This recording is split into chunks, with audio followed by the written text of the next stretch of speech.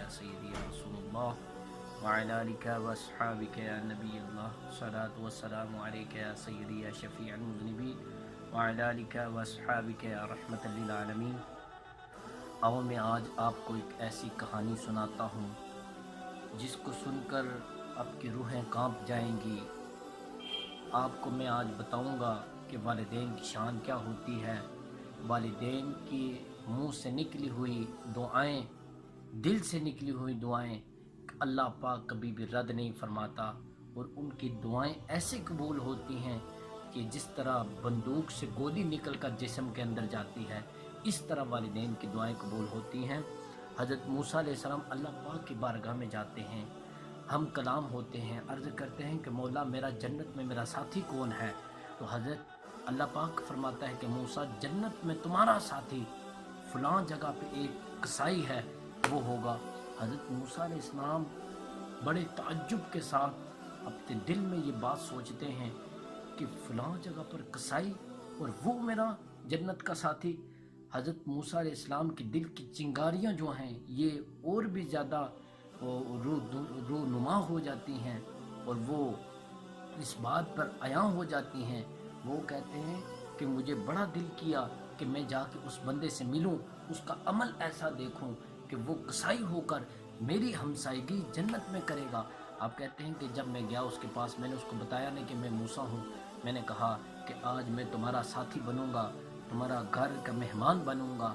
हज़रत मूसा अलैहिस्सलाम के साथ जब वो बंदा घर जाता है तो हज़रत मूसा अलैहिस्सलाम उसके चाल चलन देख रहे होते हैं। तो वो बंदा करता क्या है, वो सीधा तीर अपने हुजरे में चला जाता है।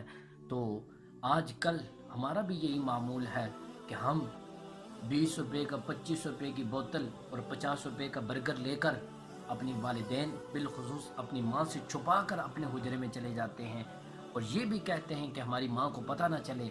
अरे मैं ये नहीं कहता कि अपनी बीवियों से मोहब्बत ना करो, अपनी बीवियों से मोहब्बत करो, उनकी जिम्मेदारी तुम्हारे कंधों पर है, लेकिन माँ के आगे अगर आ जाएं तो माँ को तरजीह पहले दो, बीवी को तरजीह बाद में दो। और वो जब वहाँ से निकला तो हज़रत मूसा अलैहिस्सलाम देख रहे हैं तो उसने लकड़ियाँ जमा करना शुरू कर दी। जब लकड़ियाँ जमा की तो फिर उसने थोड़ा सा गोश्त ऊपर डालकर सालद बनाना शुरू कर दिया। तो सालद बनाकर तो जब वो प्लेट पे डालकर अपनी माँ को उठाकर अपनी गोद में लेकर तो वो छोटे छोटे नवाले करके अपनी माँ के मुंह में डालता, तो इसकी माँ बड़े ही धीमे अंदाज में बुड़बुड़ा के बोलती है।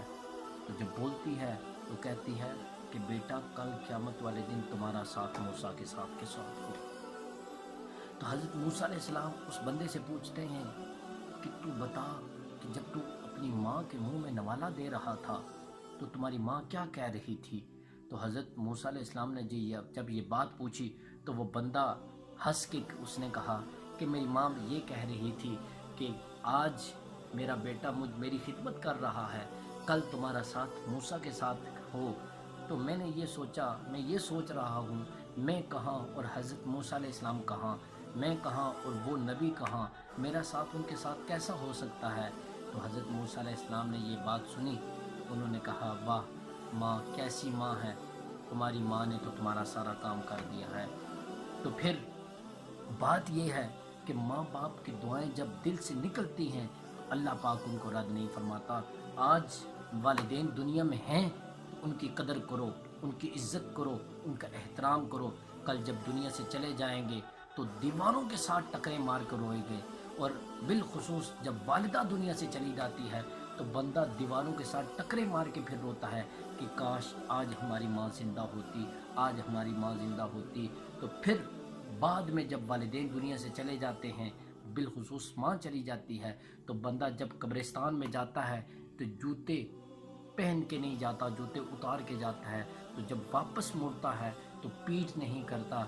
अरे ज़िंदगी में अगर तूने इतना अदब व एहतराम किया होता तो आज तुम्हारी माँ सारी ज़िंदगी खुशी खुशी से गुजार के जाती।